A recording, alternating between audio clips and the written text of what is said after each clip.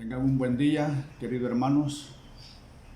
Les habla el pastor Carlos Cruz de la Iglesia de Cristo, Obra de Sonsonate, de los ministerios sobre el final de los tiempos.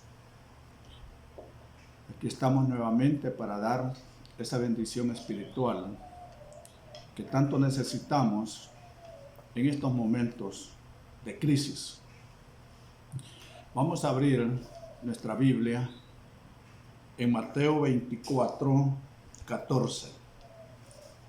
Mateo 24, 14. Mateo 24, 14. Sabemos que el capítulo de Mateo 24 se refiere todo el capítulo a las señales antes del fin. Hay señales para Israel, hay señales para el mundo, hay señales para la iglesia, hay señales para el mundo espiritual y señales para el cosmos. Como que este capítulo encerrara en una forma global, la palabra del Señor dice así: y este evangelio del reino se predicará en todo el mundo como testimonio a todas las naciones, y entonces vendrá el fin. Padre, aquí estamos nuevamente dando tu palabra. Abre el corazón de los oyentes. Dame la gracia para poder dar esa bendición a través de tu santa palabra. Decíamos que Mateo 24 globaliza casi todo lo que va a pasar en los últimos días. Y se habla de dolores de parto, se habla de tribulación y se habla de gran tribulación. Hacer una diferencia entre cada uno de ellos quizás no sea este el momento, pero para dar una idea donde nos podríamos ubicar, podríamos poner este ejemplo sencillo, sin tanta teología, y ubicarnos. Estamos viviendo una época donde algunos estamos en casa,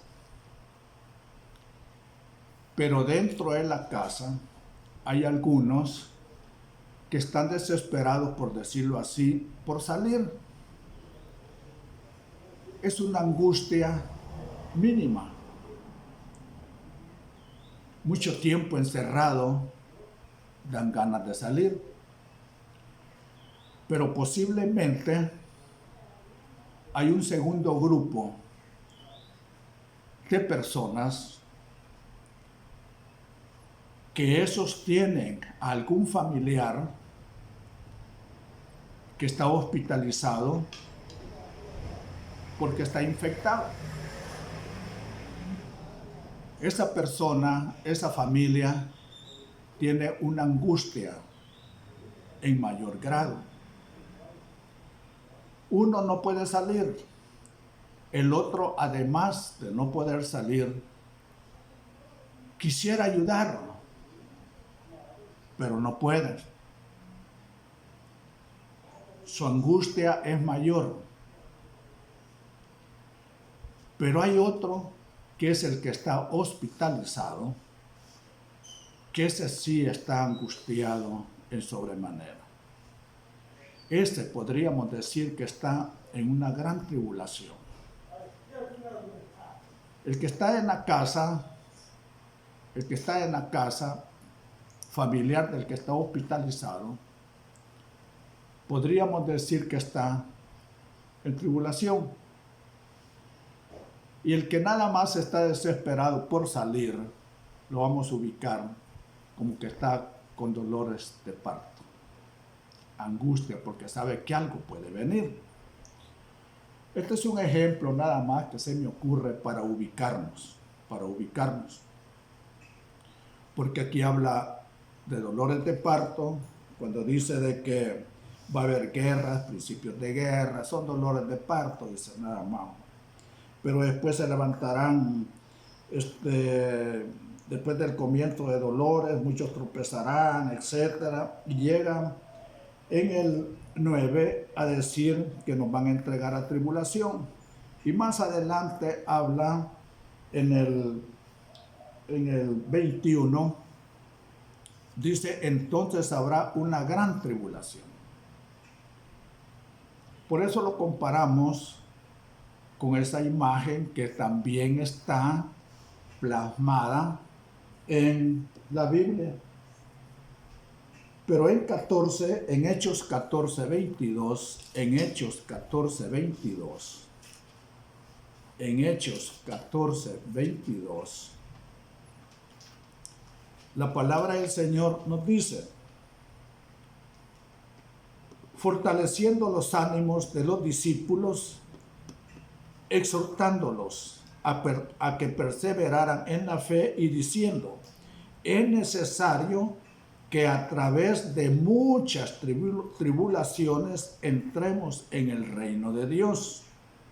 Es necesario que a través de muchas tribulaciones, aquí no dice muchos dolores de parto, no, muchas tribulaciones. O sea de que hay diversidad de tribulaciones. Cada quien en alguna medida la sufre. Aquí no la describe, pero dice muchas tribulaciones. O sea que hay dolores de parto, tribulaciones y muchas tribulaciones y una gran tribulación. Pero veamos una imagen muy importante que nos lo pone la Biblia. Y esto está en Juan 16:21. En Juan 16:21.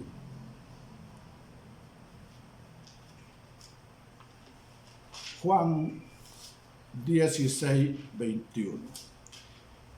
Y aquí más que todo se van a ubicar mejor las hermanas, porque lo refleja un hecho que nosotros los hombres pues no pasamos por eso. Dice, cuando la mujer está para dar a luz, tiene aflicción. Juan 16:21. Cuando la mujer está para dar a luz, tiene aflicción porque ha llegado su hora. ¿Por qué se aflige? Porque ya le llegaron los dolores de parto. Ella sabe lo que viene. Nosotros hemos oído de guerras, de rumores de guerra, terremotos, pero no le dábamos tanta importancia, pero sabíamos de que algo puede venir después de eso. Aquí la mujer siente los dolores de parto y empieza su aflicción. Y en esa su aflicción, posiblemente en su mente vengan los siguientes pensamientos.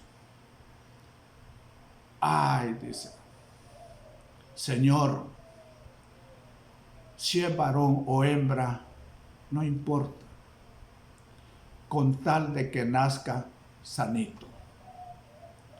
Señor, no importa. Y comienzan los dolores de parto. Principios de guerra, temblores. Señor, se dice que se acerca tu día, pero ampáranos y empezamos. Y se hacen promesas.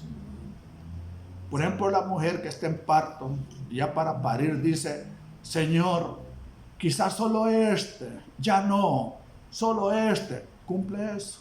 No, a lo mejor en los tiempos de descanso sale otra vez embarazada, pero en esos momentos críticos ella hace una serie de promesas. Si las cumple después, ya está en ella. Si las cumple bien, si no, pues ni modo. Pero en esos momentos ella hizo una infinidad de promesas. Si es varoncito, te lo dedico a ti. Es más, le voy a poner Samuel. Tengo una serie de promesas. Tiene aflicción porque ha llegado su hora. Pero cuando da luz al niño, ya no se acuerda de la angustia. Angustia, acordémonos que es sinónimo de tribulación. Ya no se acuerda de la angustia.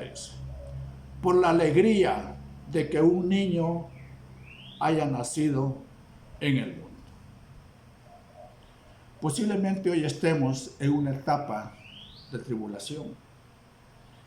Por el ejemplo que hemos puesto, Señor, saca con vida a mi familiar.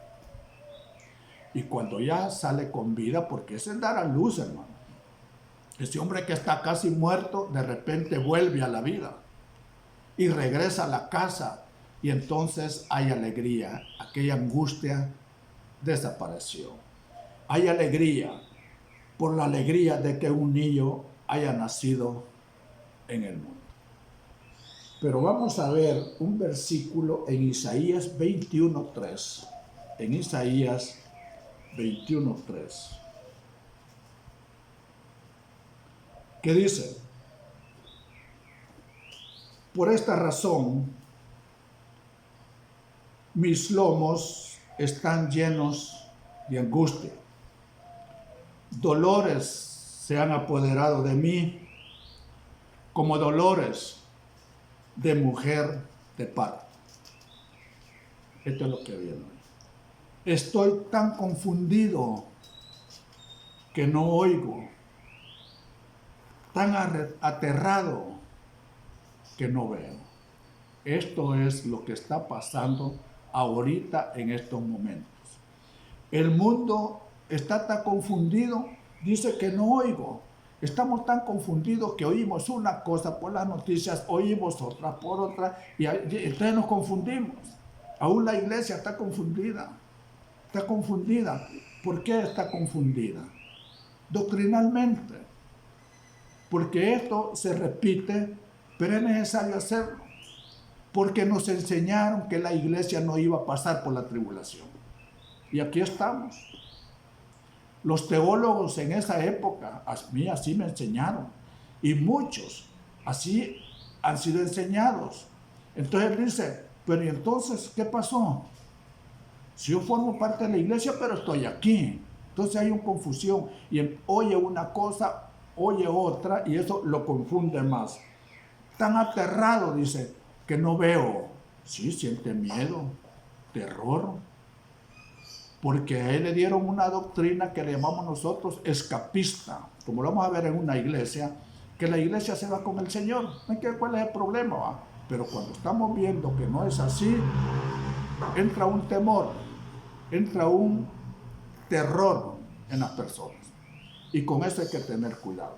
Dentro de la doctrina del sacerdocio de Jesucristo, sabemos que el terror, que el miedo mata la fe. Y hay personas que no se van a morir del coronavirus, posiblemente se mueran del miedo, porque eso va a ir minando su cuerpo, entrando en depresión, y si no hay la defensa necesaria, esa persona es capaz que pueda morir. No hayamos qué hacer. A veces nos confunden las noticias. Acordémonos que nosotros debemos de basarnos en la palabra del Señor si somos cristianos y buscar la respuesta dentro de la palabra del Señor. Porque hay cosas que no se apegan a la realidad. Y dice la cobertura que tenemos, que cuando una doctrina no se apega a la realidad, esa doctrina no es verdadera. Esa doctrina que nos enseñaron no se está apegando a la realidad que estamos viviendo. Sin embargo, nuestra doctrina, si nosotros leemos la Biblia, nos dice, porque ha guardado la palabra de mi perseverancia, yo te guardaré. En nuestra doctrina sabemos de que hay ángeles que nos cuidan. La palabra dice, enviaré ángeles para que te cuiden. A Moisés le dijo, voy a poner un ángel delante de ti para que te guarde en el camino. Y nosotros no sabemos que no es que creamos en los ángeles, no. Los ángeles son como las ayudas que Dios ha puesto a sus ministros, a sus hijos, para que los protejan.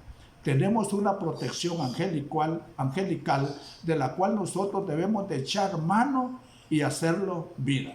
Porque hay doctrinas que no se apegan a la realidad. Vamos a ver un ejemplo donde está el Señor Jesús. En Juan 9:16, Juan 9:16.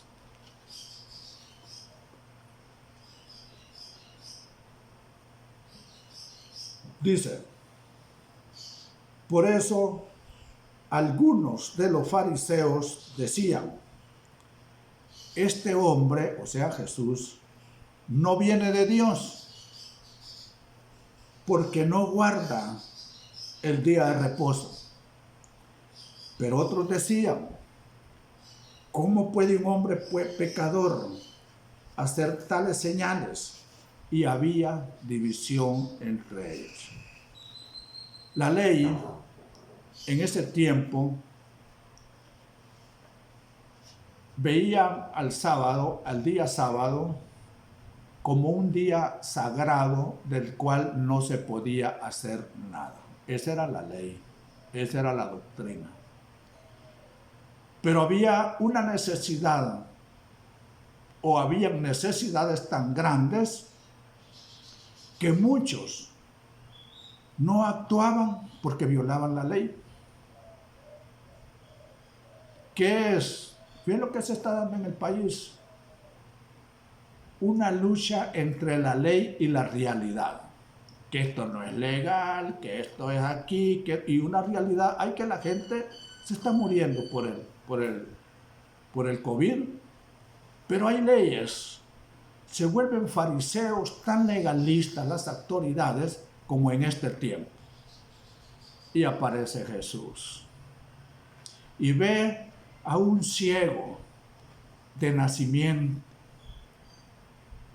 Ve a un ciego de nacimiento. Ese es el comienzo de este capítulo y versículos. Un ciego de nacimiento. Y ya es bien conocido lo que le pregunta a Jesús. No le llaman hijo de Dios. Rabí, ¿quién pecó, este o sus padres, para que naciera ciego?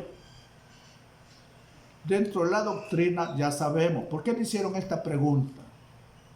Porque el pecado trae sus consecuencias. Y el pecado de los padres, a veces la consecuencia cae en los hijos. Por eso le dicen, ¿quién pecó este? ¿Quién pecó este o sus padres para que naciera ciego? Y el Señor Jesús, la respuesta que les da, les dice en el 3, ni este pecó ni sus padres, ninguno de los dos, sino que está ciego para que las obras de Dios se manifiesten en él. Todo esto que está pasando es para que el poder, la gloria de Dios se manifieste ante el mundo. Hoy es el tiempo de la cosecha, porque los corazones están abiertos a la palabra del Señor.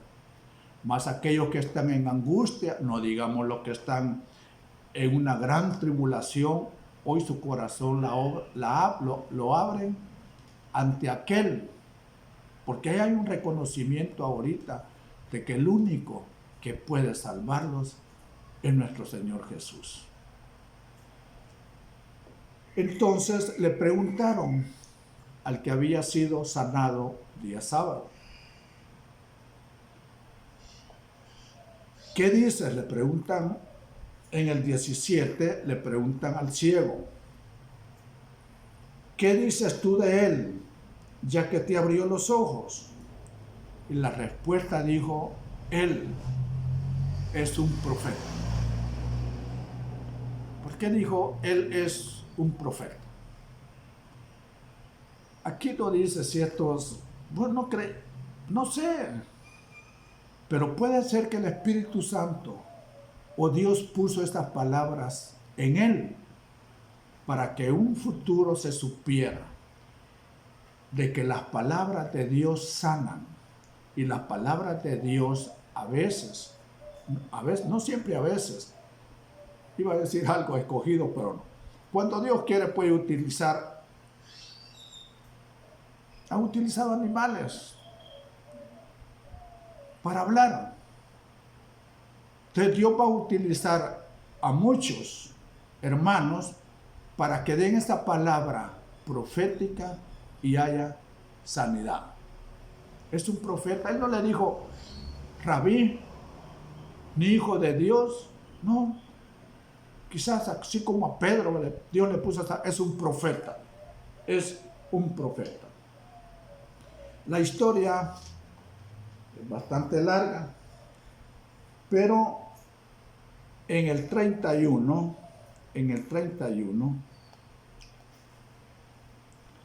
mira las palabras que dice. Sabemos que Dios no oye a los pecadores, pero si alguien teme a Dios y hace su voluntad, a éste oye. Sabemos que Dios no oye a los pecadores, porque le decían de que era un pecador. Pero si alguien teme a Dios y hace su voluntad, a este oye. Si nosotros tememos a Dios y hacemos su voluntad, lo que a Él le agrade, nos va a oír Dios. Aquí está Malaquías que dice, si yo soy tu padre, ¿dónde está mi honra? Y si yo soy tu Señor, ¿dónde está tu temor? Porque cuando nosotros tememos a Dios, lo estamos reconociendo como Señor. Y si le amamos, estamos reconociéndolo como un Padre. Y cuando hacemos esto, Dios nos escucha. Desde el principio, 32, jamás se ha oído decir que alguien abriera los ojos a un ciego de nacimiento. Pero cuando le hacen una pregunta a él, que cómo fue, qué lo hizo, él no da tantas explicaciones. Solamente les dice en el 25, si es pecador, no lo sé. Una cosa sé, que yo era ciego y ahora veo. Eso es tener convicción en la palabra del Señor. Posiblemente ustedes hayan oído por internet algunas sanidades que se han dado allá en la iglesia Obra de Orange, que ha sido por palabra. Él es un profeta, dijo el cielo. Él, Dios, está dando palabra a través de los profetas. Se está cumpliendo lo que dice la palabra en Hechos 2:17, donde dice que en los últimos días va a derramar de su espíritu sobre toda carne y muchos profetizarán. Y muchos profetizarán. Aquí lo acusaban de que porque era sábado, pero el Señor mismo le da la respuesta y les dice que el sábado fue hecho. ¿Por quién? ¿Por quién fue hecho el sábado? Para el hombre. y no el hombre para el día sábado. O sea que aquí Jesús vino a romper por una necesidad, una doctrina que no se apegaba a la realidad en ese tiempo. En ese tiempo. Visto así, estas generalidades, vamos a ver dónde estamos ubicados nosotros. Porque Apocalipsis nos habla de 7 iglesias. Y dentro de las 7 iglesias hay características propias de los que están congregándose en esa iglesia. Y según esas características, así se presenta Dios. La presentación dice mucho. Vamos a hablar un poco de la tercera iglesia, que es la iglesia de Pérgamo. Apocalipsis 2:12. Mire cómo se presenta el Señor Jesús en esta iglesia de Pérgamo. El que tiene la espada aguda de dos filos, dice esto. Estamos con Pérgamo. ¿Qué es la espada? La palabra. Y dice que es una espada de 2 filos. Y la palabra del Señor nos habla en Hebreos 4:12, en Hebreos 4:12,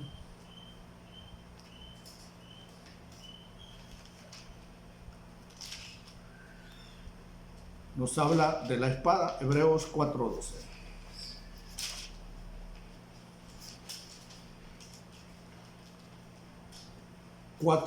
Dice: porque la palabra de Dios es viva y eficaz. La palabra de Dios da vida, hermanos. Sabemos que hay palabra escrita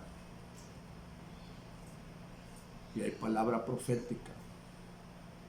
Y es más, hay algo que Dios lo va a dar, que quizás no esté en las profecías escritas, lo que se va a llamar rema, lo que Dios le va a poner a usted en un momento dado para que lo dé. Dice: la palabra de Dios es viva y eficaz y más cortante que cualquier espada de 2 filos. Penetra hasta la división del alma y del espíritu,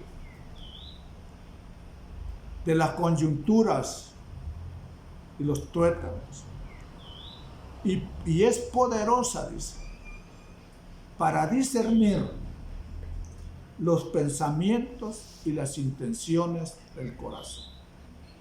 Es poderosa para discernir. Nosotros debemos de pedirle al Señor ese don de discernimiento, porque a veces la palabra del Señor es tan verdadera que cuando se da, a muchos no les gusta. A veces no les gusta. ¿Por qué no les gusta? Porque es verdad, es palabra verdadera, y esta palabra no estaba existiendo en esta iglesia. Había un problema de doctrina. ¿Por qué había un problema de doctrina? Fíjense lo que dice aquí. Yo sé, dice, donde moras, donde está el trono de Satanás. Esto es lo que a veces lo pone a pensar a uno. ¿Qué es un trono? Dice que este trono es Satanás. El trono es uno donde se siente el rey, el que tiene autoridad, el que manda. Pero a veces dentro de esta iglesia hay hermanos que están poniendo o siendo tropezadero para la verdadera palabra de Dios. A tal grado de que hay un Antipas acá, de que fue muerto dentro de la iglesia. ¿Por qué fue muerto? Porque caía mal, hermano. Es que cuando en la iglesia alguien dice la verdad y amparada en la Biblia, porque vamos a ver de que esta es la palabra verdadera, no porque se le ocurra a alguien, pero si alguien conforme a la palabra no cae bien por la doctrina que hay, el que la dice cae mal, y a lo mejor Antipas cayó mal y hasta lo mataron. Saben que hay homicidios en las iglesias, hay gente que mata espiritualmente a unos hermanos. Con sus palabras hace que muchos se vayan de la iglesia, causan divisiones y se van para otra iglesia y posiblemente allá no reciban lo que aprendieron en la doctrina del sacerdocio, pero por orgullo no regresan. Pero el causante de eso se convirtió en un homicida espiritual. ¿Pero por qué se convierten así? Porque hay una doctrina allí, que es la doctrina de Balaam. Y Balaam, ya saben ustedes, de que lo contrataron para que maldijera a Israel. Pero las maldiciones de él se convertían en bendición, porque no había hallado iniquidad. Él decía, ¿cómo lo voy a maldecir si no hay iniquidad en él? Una maldición que le den a ustedes puede no tener efecto. Cuando no hay maldad en usted, esa maldición, es más, el que ama la maldición, dice la palabra, la maldición regresa donde él. Pero ahí está Balaam, pero les enseñó a poner tropiezo a Israel. Ahí andaba el pueblo de Dios tranquilo, pero les metió algo, les enseñó cómo hacer tropezar a Israel. Y para eso tuvo que utilizar a las mujeres. Va, hermanos. ¿Y sabe por qué Dios utiliza mucho a las mujeres para hacer tropezadero? Porque este el principio en Génesis dice, pondré enemistad entre ti y la mujer. Entonces el diablo sabe, ¿va? Y utiliza a las mujeres. Y aquí utilizó a que los israelitas se metieran con el pueblo pagano. Y dice, a comer cosas sacrificadas a los ídolos y a cometer actos de inmoralidad. Y eso el Señor no lo permite. Además de eso, en el 15 dice, así también tienes algunos que de la misma manera mantienen la doctrina de los nicolaitas. ¿Quiénes eran los nicolaitas? Los que permitían prácticas paganas, que permitían a los cristianos cometer actos de inmoralidad. Casi en muchas de las iglesias acá entran estas doctrinas en mayor o menor grado. salvo siempre es salvo. Mira, si vos te puedes echar tus traguitos, hombre. Lo malo es que te emborraches. Además, hacerlo a escondidas, hombre. Dicen que es bueno para la salud. Miren, pero ya, si esa persona con 1 o 2 traguitos, si es un alcohólico, se le desarrollan una serie de cuestiones, ¿no? Fíjate que por ahí me ha salido una muchachita, me gusta, pero estoy casado y en esta doctrina, no, vos dale. Eso sí, sabela hacer, que no se dé cuenta tu mujer. Sabela hacer. Se permiten todas esas cosas, y los que tienen la doctrina verdadera y hablan, por ejemplo, de inmoralidad, de todas las cosas que son de la carne, a veces no gusta, porque dicen, el pastor me está tirando a mí, el pastor quizás le caigo mal, quizás, y empiezan en contra de la doctrina verdadera. No, pero aquí dice, las obras de la carne, ¿cuáles son? Celos, maldición, y hay un listado, hermano. Pero los nicolaitas permitían eso. Y como se comentaba, y el pastor, porque esto va dirigido a los pastores, permitían eso, entonces, si el pastor, de todos modos, procura que no se dé cuenta.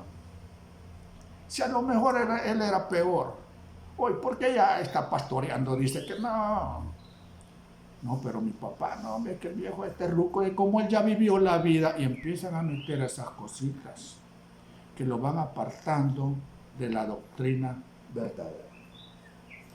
Así está esta iglesia con el problema de los nicolaitas y de las doctrinas de Balaam. Como es un problema doctrinal, mire lo que le va a dar al vencedor. En el 17 dice,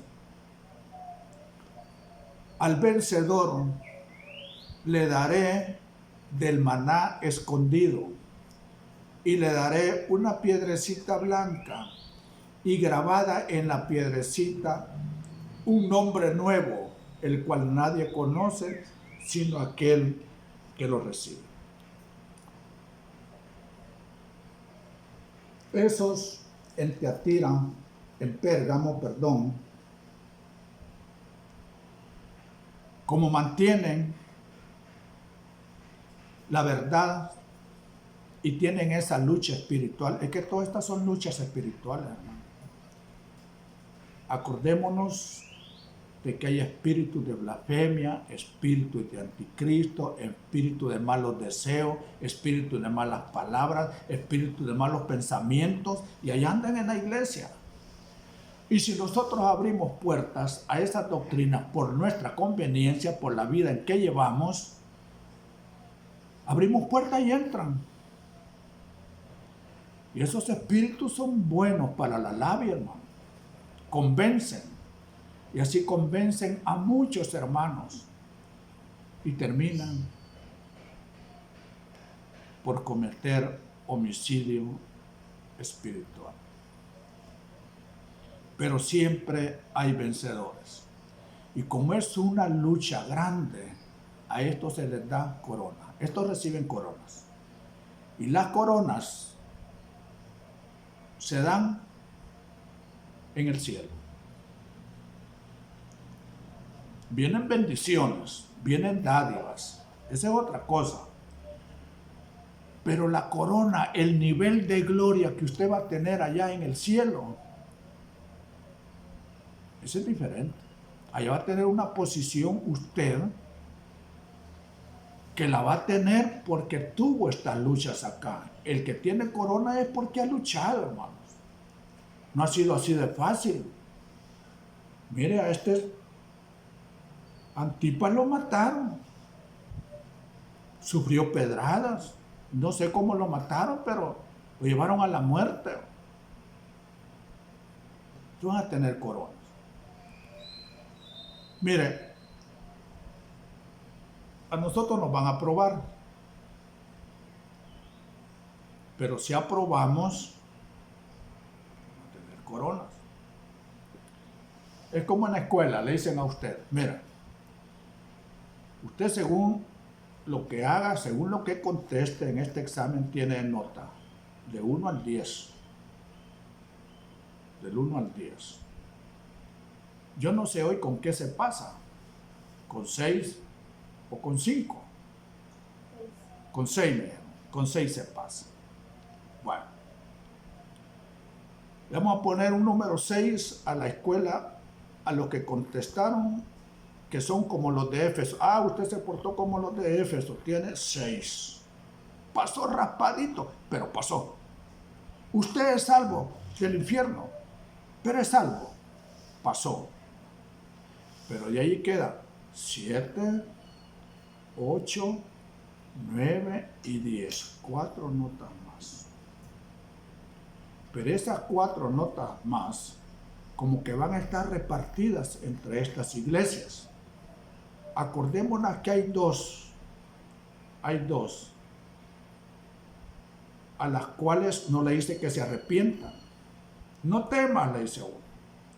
Y a la otra, no te arrebates tu corona. Bueno, quizás esos van a tener más puntaje. Y alguno le va a decir, por cuanto tú perseveraste en esto, tenés 8 de nota. Cuando vos tenés 9, estos puestos te los van a dar ahí arriba. Porque Dios así lo ha establecido. ¿Qué es lo que estamos haciendo nosotros para lograr un 7? No me vaya a decir que usted quiere un 6, hermano. No. O un 6, no mucho. Usted merece más. Usted merece más. Un 9. Pero veamos. Hay que luchar para hacer esa nota. Hay que estudiar.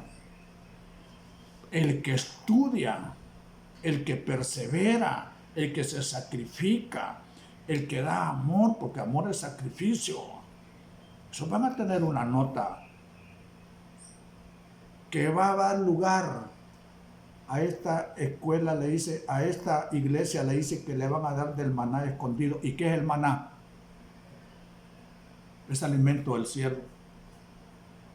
Y le daré una piedrecita blanca, dice, y grabado en la piedrecita un nombre nuevo. ¿Oíste, Juancito? A saber qué nombre vas a tener en el cielo. Pero Dios se ha fijado en vos porque le has trabajado. Y dice aquí que te va a dar maná escondido, un alimento espiritual, un alimento, una revelación a lo mejor nueva. Pero, ¿y qué no allá todo lo vamos a...? No, pero a lo mejor como allá va a haber reinos, dicen que van a haber, bueno, ¿cómo será el cielo? Va a haber pueblo, a lo mejor van a necesitar que vos todavía en el milenio, posiblemente sea para el milenio, te va a dar una revelación nueva el Señor para que la deje conocer. En el reino de Cristo, no sabemos, pero te va a dar un maná nuevo, dice. Y el maná es comida espiritual acá. Acordémonos que la iglesia es el cuerpo místico de Dios. Cuerpo místico de Dios, la iglesia. Y como cuerpo vamos a tener una cabeza que es Cristo y vamos a gobernar con Él. Y al gobernar, a lo mejor nos va a tener que para gobernar se necesita dar palabra, no sabemos. Pero dice aquí que nos va a dar un maná escondido, es que solo tú lo vas a saber. Y un nombrecito nuevo que solo tú lo vas a saber. A saber cómo te va a llamar. Ya no te vas a llamar Pedro, Juan. Te puso Pedro porque a lo mejor así se llamaba tu papá. O te puso Pedro porque a lo mejor tu papá era bravo como Pedro, y le pongámosle Pedro. O te llamas Juan porque a lo mejor querías por Juan el Bautista. Un montón de cosas va. Pero allá el nombre te lo va a dar Dios según, yo no sé cómo actúa Dios, ¿no? aquí dice que te va a dar un nombre nuevo que solo tú lo vas a conocer. Aquí hay un montón de Pedro. Yo le digo, Pedro, todos vuelven a ver. Pero allá uno único, que solo vos lo vas a saber. El Señor te va a llamar por ese nombre y tú le vas a responder. Aquí dejamos a esta iglesia por de pronto.